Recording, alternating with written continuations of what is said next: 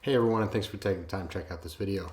For today's utterly unmonetizable presentation, we're going to be taking a hands-on look at an often overlooked but extremely interesting AR variant, the IDF Carbine. The example I'll be showing off today will be the Katzar or short variant, but we'll also be addressing the Menusar or son variant. Sorry for my pronunciation, by the way. I tried to look up how to pronounce those words in Hebrew, and my mouth just can't make those noises. To that end, we'll be discussing the regional context, mechanical properties, performance characteristics, and prominent use cases of this weapon, as well as those of its iconic partner, the Meprolight M21 optic. I'm sure we'll try to weave in a few other random anecdotes and hopefully useful insights along the way, but without further ado, let's just get right into it. So before we really dive in, let's go ahead and clear the air by addressing the elephant in the room. I'm talking about an Israeli weapon system today, and more specifically, an Israeli weapon system that has seen heavy use on both sides of the ongoing Israel Hamas War.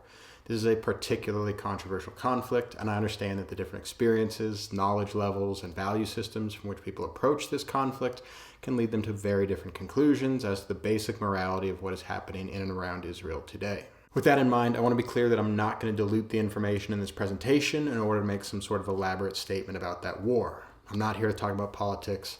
I'm here to promote firearm literacy and tell the story of a specific small arm. Anything beyond that is not ultimately within the purview of my channel, at least not at this time. That said, I also want to make unmistakably clear that my decision to keep this presentation weapon focused is not due to any internal equivocation on my part or any desire to appease the widest variety of opinions. I have very strong personal convictions regarding this conflict and its belligerence, and part of me would like nothing more than to launch into an exquisitely worded diatribe against the savages who are ultimately responsible for ripping families apart and stealing children's futures on both sides of the border. Believe me, I wrote about 30 pages of script on the subject before I realized I wouldn't be able to use any of it. The thing is, if I even cracked the door to a conversation about the rights and responsibilities inherent to cross-cultural warfare in the Middle East, everything else in this video will become an afterthought. That's not an acceptable outcome for me. There are no shortage of poignant lectures on YouTube from speakers far more qualified than myself, but what there aren't a whole lot of are technical analyses of this particular weapon. With that in mind, I've made a deliberate decision to stay in my lane and tell the story I set out to tell without detour. So if that's what you're here for, let's get into it. My personal interest in the IDF Carbine began in the immediate aftermath of the October 7th terror attack in response to some very curious news stories I saw circulating in the United States. A number of news outlets and prominent personalities put forward the claim that footage and images emerging from the aforementioned attack proved that Hamas was utilizing modern U.S.-made weapons which they'd sourced from the Taliban in Afghanistan. Perhaps most notably, U.S. Representatives James Comer and Marjorie Taylor Greene wrote a formal letter to Defense Secretary Lloyd Austin requesting a briefing on the use of U.S. weapons by Hamas and other terrorist organizations. Included in this letter was the specific claim that recently released photos show Hamas terrorists allegedly holding what appear to be M4A1 carbines. These stories immediately grabbed my attention because at face value, they represented what I considered to be a perfectly reasonable concern. The U.S. federal government did abandon $7 billion worth of taxpayer-funded military hardware in Afghanistan, including modern weapon systems and lethal munitions. That hardware is now in the custody of the Taliban, and we know that they have wasted little time getting it onto the international market. Keep in mind that the Venn diagram of people who buy weapons from the Taliban and people who use weapons against the United States or their allies is basically just one perfect circle. The prospect of seeing these weapons used to attack U.S. interests is so likely that it might just be inevitable. That said, just because it can and almost certainly will happen doesn't mean that's what happened on October 7th, and indeed a technical analysis of the evidence does not support that claim. One of the perks of being firearm literate is that in situations like this, we can just look at the evidence ourselves, evaluate existing assessments, and draw our own conclusions. When I looked at the footage and still images from October 7th, I did not see a single M4A1 in Hamas hands. The M4A1 was my issued service rifle, by the way. I'm rather familiar with the model. What I did see a whole lot of, and what many people on the internet seem confident enough to declare looked like an M4, was in fact what appeared to be a rather unusual variant of the Colt 653. While the 653 is indeed an American-made weapon and shares the core operating system and footprint of the M4, it's actually one of its evolutionary predecessors. As such, it exhibits some noteworthy mechanical differences and frankly outdated design elements when compared to its iconic nephew. Without going into great detail quite yet, the Colt 653 is essentially an M16A1 carbine and packs all the features you know and love about the M16A1 rifle into a carbine-sized package with an adjustable buttstock. Long story short, not only is it not an M4, but it definitely didn't come from Afghanistan because the 653 was obsolete in American service long before the 20-year US-Afghan war even started. By American standards, it's very much a relic of a bygone era. So that raises an entirely new question, of course, which is if Hamas wasn't using new American weapons sourced from the Taliban, but was still using much older American weapons, where did they get those? Unfortunately, the answer to that question is exceedingly simple. Who do you know in the Middle East that has a whole bunch of old American weapons lying around? Okay, sorry, I'll be a little bit more specific. Who do you know in the Middle East that has a whole bunch of M16A1s lying around? Still not specific enough? Dang, we really need to do a better job of keeping track of our stuff. Anyway, I'll give you a hint.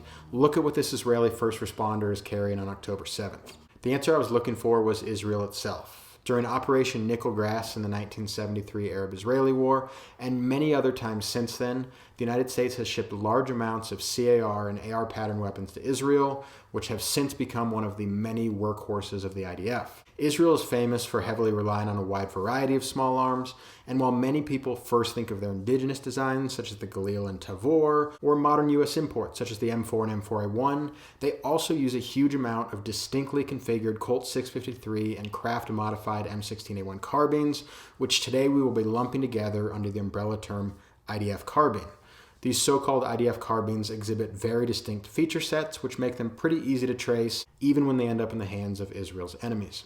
In summary, while documentation of the October 7th attack did not show evidence of U.S. weapons from Afghanistan currently present on the battlefield, it did elevate awareness of this fascinatingly obscure Israeli weapon, and that's what we're taking a deep dive on today. So now let's talk about identifying IDF carbines, including two of the major subvariants. First, however, I need to double back to a remark I made in the last section. Israel relies on a wide variety of weapons. This is partially due to necessity and partially due to disparate mission sets. Why that's relevant to identification is because this variety shows up on every level. Even within a given weapon model, we can observe a huge diversity of individual configurations and components, at least when compared to what we see from other developed militaries, where we typically see greater degrees of standardization and uniformity within a given model. The rule in Israel is that effectiveness outweighs homogeneity, and unlike the US, Israel doesn't always have the luxury of throwing away billions of dollars worth of perfectly good weapons anytime it suits them. The Israelis are frugal, go figure. The point is, as we move forward with identification criteria for the IDF carbine, keep in mind that these are guidelines, not rules. Much like the Chinese Type 56 carbines I so often talk about on this channel, there are always exceptions. Either way, here's what we're generally looking for when identifying an IDF carbine. At the most basic level, we're looking at carbine length AR patterns with fixed carry handle uppers. Overwhelmingly, these uppers appear to be of the M16A1 pattern with a monolithic rear sight housing, no shell deflector, and a teardrop forward assist. At a lower frequency, we can also find M16E1 or C7 style uppers, which are essentially the same casting with the addition of a shell deflector. Of course, it's prudent to remember that in some cases, replaceable parts like the teardrop forward assist may have been substituted for the more modern circular design at any point during these weapons' prolonged service life. As for the lowers, the vast majority of these carbines seem to be on full auto lowers, whether M16A1 or similar. But again, there really aren't any hard rules as to what you can and cannot find. The IDF will make use of any functional lower they have. Many of these guns were actually built from imported parts anyway, and some of them are so mixed up at this point that it's possible no two assemblies within a given weapon came from the same factory floor. Additionally, these carbines will have a combined front sight post gas block. However, these will not be the standard F-mark components we would find on modern US M4s. These will instead have rifle height front sight posts, which are necessary to get good alignment with the fixed carry handle rear sights present on the upper receiver. Additionally, the internal diameter of these gas blocks will be 5/8 of an inch rather than the 3/4 of an inch, which is found on all U.S. government M4 and SOCOM profile barrels. Speaking of barrels, that narrow gas block, of course, corresponds to a narrow pencil profile barrel, which is itself a really important element of the IDF carbine inherited from the M16A1. In terms of barrel length, this is where we get into the two major subvariants of the IDF carbine. One variant is the Katzar, which is one of the Hebrew words for short, and this refers to carbines with a factory-produced 14.5-inch barrel.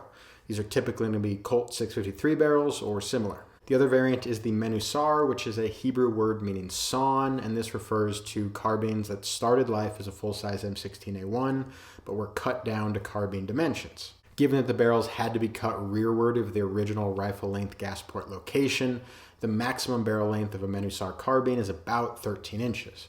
When we factor in that the minimum functional barrel length of a 5.56 AR is about 10.2 inches, we get a roughly 3-inch possible range for Menusar barrel lengths, and it does appear the Israelis use this full range. That said, the most common variants seem to be 11.5s and 13s, which both strike me as sensible choices. Obviously, there's a bit more that goes into an M16A1 carbine conversion, such as swapping the rifle-style receiver extension and fixed A1 stock for carbine-style extension and collapsible buttstock. Those receiver extensions might be 2-position, 4-position, 5 or 6-position. The Israelis use them all. Either way, the last step of the conversion was simply swapping out the clamshell handguards, in this case getting rid of the triangular rifle-length handguards for rounded carbine-length handguards. Pretty straightforward. Speaking of which, let's go a little deeper on furniture now. Whether we're talking about the Katzar or the Menusar, the rules regarding furniture are pretty much the same. We have a basic configuration, a few popular alternative configurations, and then an infinite spread of possible exceptions. In terms of the most basic and most common configuration, we generally expect to see heat-shielded plastic handguards, an M16A1 pistol grip, and a CAR-15 style collapsing buttstock, whether it be of the polymer or aluminum variety. But remember, the Israeli rule is that effectiveness outweighs homogeneity, so it's not at all unusual to see departures from this configuration on a unit or even individual basis. In terms of buttstocks, it's very common to see modern M4 stocks, as well as Israeli-produced aftermarket stocks, such as, but most certainly not limited to, the Fab Defense GLR-16. I won't even bother talking about pistol grips today, but the point is that if it fits on an AR, there's probably Israelis using it on their IDF carbines. Kind of the same thing with handguards. Obviously, you're going to see a lot of drop-in quad rail type handguard systems. That's a no-brainer upgrade for a lot of people. Once again, makes and models are going to vary drastically, whether they be US or local, contract produced, or commercial. So with the core elements of the weapon in place, let's just take a moment to go over a few key accessories, starting with the sling. Most IDF carbines I see are using a local sling pattern, and it's actually pretty cool. The IDF has an interesting habit of making their own sling attachment points, a practice which I assume stems from their history of using such a wide variety of weapons, some of which may not have modern or intuitive provisions for sling use. This can be done with purpose-built straps, but more commonly it seems to be done with bootlaces or paracord. This might seem a little bit improvisational, and it is, but honestly it's also a clever way to avoid compatibility issues in which a sling is too narrow, too wide, or has the wrong interface. If every weapon uses improvised sling attachment points, the same slings will work on every weapon. The IDF 2-point sling uses simple but well thought out clips which connect to these improvised attachment points, again, regardless of which weapon is being used. Additionally, both ends of the sling have integrated wizard sleeves which totally enclose the clips, preventing the hardware from making noise by rattling against the side of the weapon. That's the type of subtle design element you only see from designers who kicked in doors before setting up shop behind a desk. Speaking of which, another cool feature we see here is an integrated pocket for ear pro. I love that. And now I hate every other sling I own for not having a little pocket in it. Take notes, Magpul. Another accessory commonly associated with IDF carbines is these green and black elastic bands, which I guess are supposed to give you better grip or cushion your cheek weld, but I don't really know. These are funny because while they're clearly a real thing, 95% of the time I actually see them installed on a weapon, it's on an American clone build rather than a real deal IDF carbine in the field. I could be wrong, but I sure get the impression that these are more aesthetic than functional and more popular outside of the IDF than inside. In terms of grip accessories, something interesting we see with the IDF carbines is that aftermarket magwell grips appear to be relatively common. This is noteworthy to Americans like myself because that feature has very little popularity in the US. Additionally, we do of course see a wide range of vertical foregrips, including vertical foregrips mounted to vent holes on clamshell handguards. One more category of accessory we commonly see on IDF carbines is magazine accessories. Specifically, we see a high prevalence of magazine couplers, whether improvised or manufactured, and magazine holders. I'll actually talk more about that near the very end of the video when we get to use cases for these weapons, but for now the point is that these features can be relevant to identification. And finally, the last accessory we're going to talk about is the optic. While there are no shortage of straight iron-sighted IDF carbines, the majority of examples I have seen in combat footage have some type of optic on them. The most common optic by far is the Israeli-made Meprolight M21. Usually this M21 is attached to the weapon using an Israeli-made gooseneck carry handle mount, which allows for secure mounting and a lower third co-witness. That said, just like the vertical foregrips, I've also seen these optics mounted straight to polymer handguards. Just goes to show what I've said many times on this channel, which is that in real world combat, even a terrible optic setup is better than no optic setup. That doesn't mean that I would personally feel okay with seeing my optic ride the plastic pony into a war zone, but it's his ass in the grass, not mine, so I'm not here to judge. I'll talk about my own experiences with the Meprolight M21 here in a little bit. It really is an unusual optic, unlike anything we traditionally use in the West, but for now, that's all I have to say about identifying common accessories for the IDF Carbine. So, with identification pretty well covered, let's talk briefly about what goes into building a facsimile of the IDF Carbine and take a closer look at my example. First, why even bother making something like this for yourself? Great question. Allow me to pay homage to the great Paul Harrell by answering that question using classic Western poetry. Bring me my bow of burning gold, bring me my arrows of desire. Bring me my spear, O clouds unfold, bring me my chariot of fire. I will not cease from mental fight, nor shall my sword sleep in my hand, till we have built Jerusalem in England's green and pleasant land. That was a bit of William Blake's Jerusalem, and the takeaway here is that this is a way to build a little piece of Jerusalem wherever you might happen to be. It's a great way to get hands-on experience with a weapon you might not otherwise get within 1,000 miles of. Pretty simple, and here's what goes into it. The good news is that with the current popularity of retro AR builds from many US manufacturers, it's relatively easy to find appropriate parts for this type of build. The first choice is whether you're going to want to go with a Katzar or Menusar, knowing that either way, you're going to have to navigate NFA laws. In my case, I took the easy route with this 14.7 pin and welded 653 upper from H&R/PSA, which is pretty much perfect for a Katzar build. Got the correct barrel profile, 360-degree bird cage, appropriate handguards, a non-tapered slip ring, and a perfect M16A1 upper receiver. That's most of the build already done. In terms of the lower, I'll admit I have a hard time paying for roll markings, so I just used a modern profile lower I had sitting around.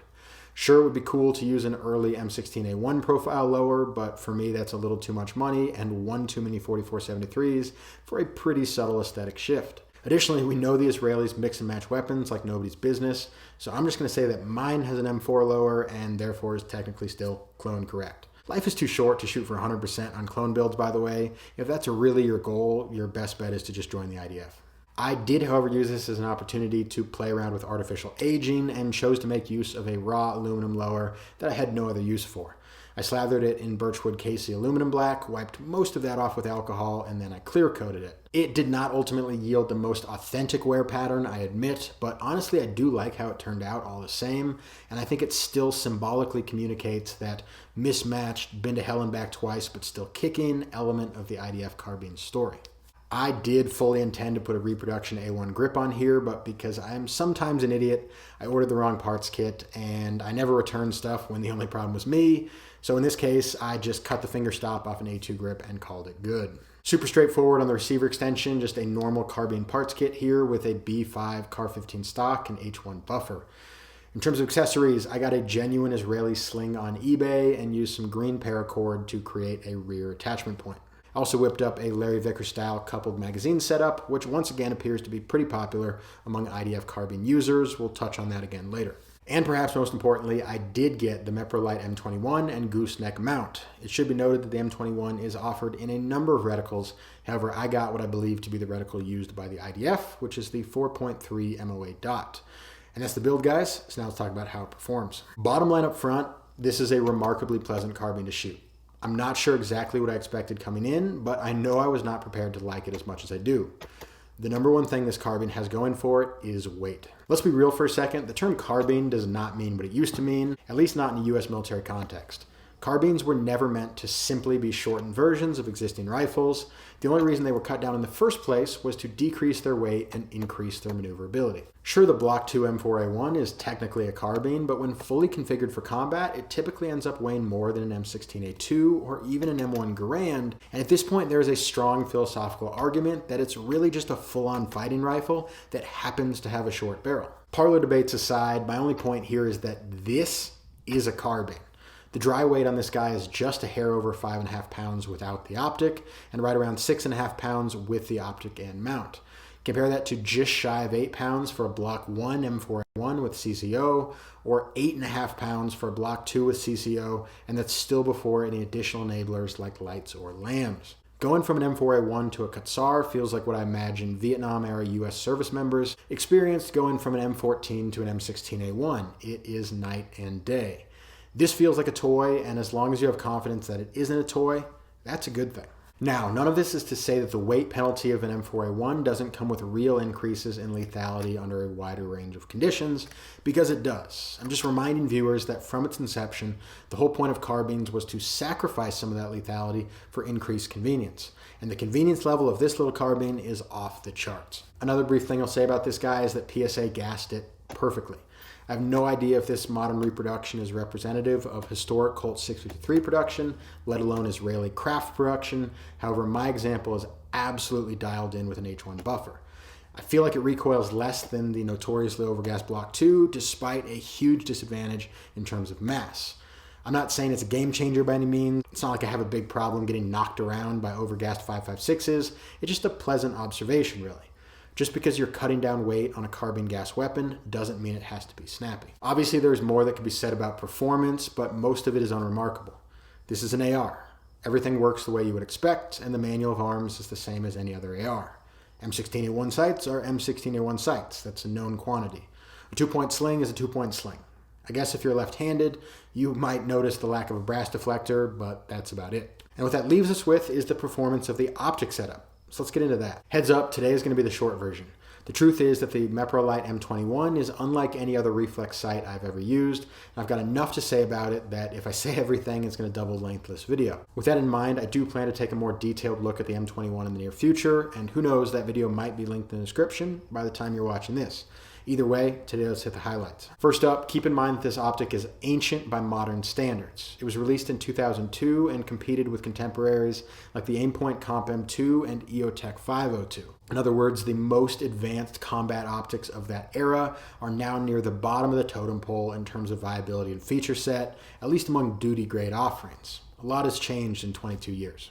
With that context in place, however, it's actually a really impressive optic for the era, if not a little unusual. First, with the mount, it weighs a little less than a pound, which is chunky but not unreasonable, especially when it's going on a 5.5 pound weapon.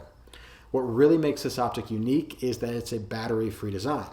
Much like the Trijicon ACOG, the M21 relies on fiber optic light pipes and radioactive tritium in order to illuminate the reticle under daytime and nighttime conditions. This has pros and cons. In terms of pros, it is always on when you need it. There's no risk of the sight being rendered inoperable due to battery leakage or failure of electronic connections, and there are no manual brightness adjustments to worry about. In terms of cons, there's really only one actually, but it is a big one.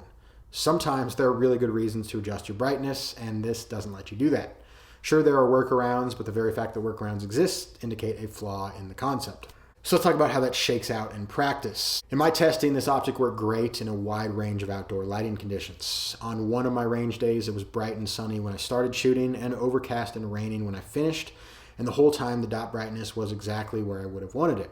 Super cool. On the other side of the coin, I did run into some real problems indoors. Sometimes the dot was just right, sometimes the dot was uncomfortably dim, and sometimes the dot disappeared altogether. The classic shortcoming of the ACOG does apply here, which is that if you're aiming from a darker location into a brighter location, such as from indoors to outdoors, your illumination can get totally washed out. It's only somewhat of a problem with the ACOG because at least with that optic, you still have an etched reticle.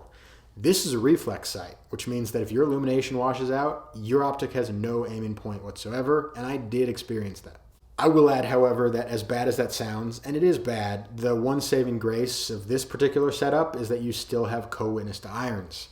If your target area is bright enough to wash out your reticle while shooting indoors to outdoors, your target area will also be bright enough to let you get an iron sight picture. It's not ideal, but at least you should have a workable aiming solution under all possible lighting conditions. In terms of low light and night vision functionality, there's a pretty big compromise going on with the M21. The bad news is that the tritium seems pretty dim even on my brand new M21.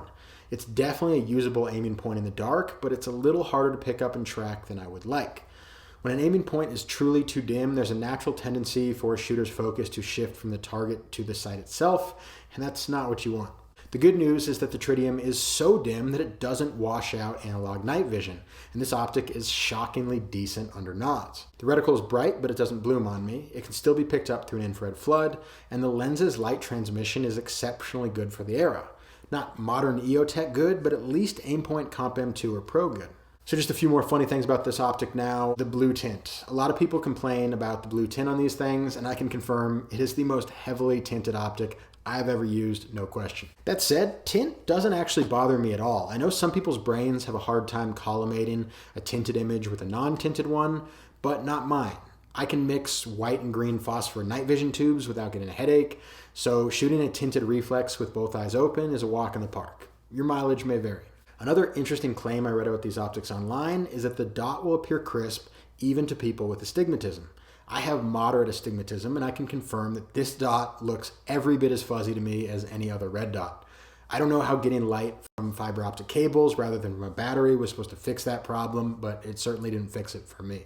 Next up, the mount. Not much to say about the mount except that it seems to be reasonably secure and well designed, and it does offer a lower third to lower quarter co-witness, which is pretty nice. You can easily look over your rear sight and center the dot in the frame, or you can drop down and see that dot resting perfectly on top of your front sight post through the rear sight aperture. It's very usable. Being more of a modern AR shooter, both head positions are a little bit low for my taste, but again, very usable all the same. And the very last thing I have to say about this optic is that it is supposedly built very robustly. I say supposedly not because I doubt it. It certainly feels robust to me, but only because I didn't beat mine up and I don't have firsthand experience with other examples. That said, these seem to have an excellent reputation for ruggedness in Israeli service, and that certainly means something. The Israelis put their gear through the ringer. So with all that said, let's round out this performance discussion with a brief head-to-head comparison between the M4A1 and IDF Katzar. Does the Katzar hold up? Short answer, I'd say yes it does, or at least it comes pretty darn close. At the most basic level, they are functionally the same weapon and occupy the same footprint. In terms of weight and handling, the Katzar even takes an early lead. It's a notably more pleasant carbine to carry and manipulate. When we look at basic optic configurations, it's still a pretty level playing field. Both the M21 and CCO are simple, robust, night vision capable, and battle-proven solutions. I think the M21 set out to give itself an edge by removing power and brightness concerns from the user's plate, although in practice, this really just replaced those minor headaches with slightly more serious headaches, such as struggling to find the dot, or even having to switch to a backup sighting system under specific lighting conditions. In other words, I think there's a reason that this technology never caught on in reflex sights, and a reason that modern Meprolight models now use batteries and user-adjustable brightness. So slight edge to the M4A1 and its CCO. Where we really see the value of the M4A1 is modularity and mission adaptability. The flat top upper receiver and rail adapter system make it really easy to switch optics and add modern enablers as we need. Technically, that's possible with the IDF Carbine as well, but the more we reinforce those attachment points and add weight to them, the more we understand exactly why and how this evolved into an M4 anyway. In summary, we've really just come full circle to that philosophical distinction I was trying to make earlier between a carbine and a fighting rifle, which just so happens to be short. You can't have your cake and eat it too. If you want everything that a carbine is meant to be, which is light, handy, and convenient, you aren't going to get the full feature set of a fighting rifle. If you try to start adding the full feature set of a fighting rifle to a carbine, you're going to end up with something that isn't quite so light, handy, and convenient anymore.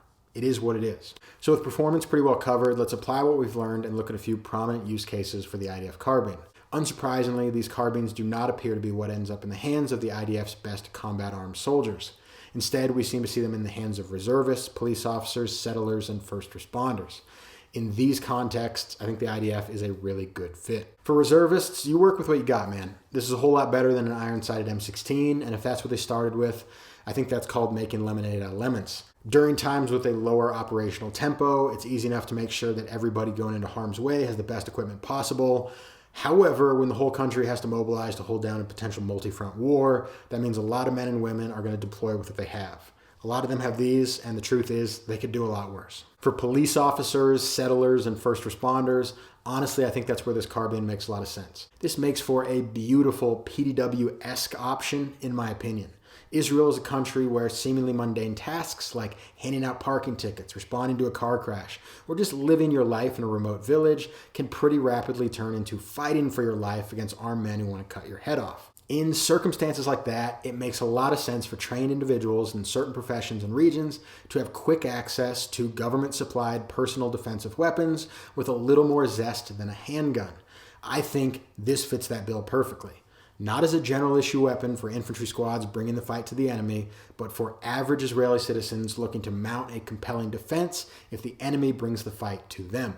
No batteries, no settings, no on and off buttons, no fat around the edges. Just a dead simple and eminently practical weapon which is always ready to go.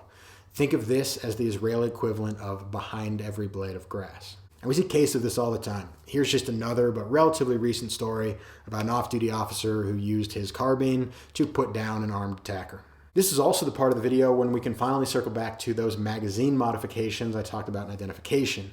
I think the logic of mag coupling and mag holders falls right into place when we consider this PDW use case. Sure, coupled magazines might be a good idea generally, but they are a really good idea when you're jumping into a fight you weren't necessarily expecting.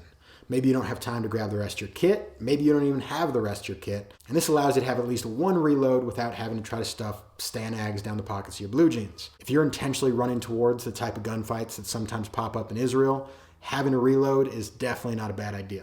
As for those funny magazine holder things, I'm speculating a bit here, but I think that these are probably the long gun version of Israeli carrying a pistol. And yes, I wrote that before I remembered that Israeli carry is named after Israel, so now I'm even more confident that that is what's going on here.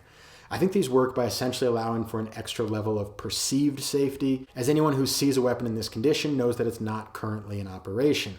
It's a way to make sure the weapon is always ready to go without making people skittish or getting a safety briefing from some desk jockey officer who doesn't believe that weapons and ammo belong on the same hemisphere until range day. Basically, I think it's a compromise between the competing realities that if there's a fight not going on, it never hurts to see empty mag wells, but if a fight does pop off, you can never get to your ammo quickly enough, so it's kind of a way to bridge that gap, I think. Obviously, the coupled magazines and magazine holders are slightly different approaches, but I think they both feed into this emergency PDW concept. The idea is that the weapon can be out of sight and out of mind, but still 100% ready to handle business when you need it, whether or not you have backup, supplemental kit, or an ammo requisition.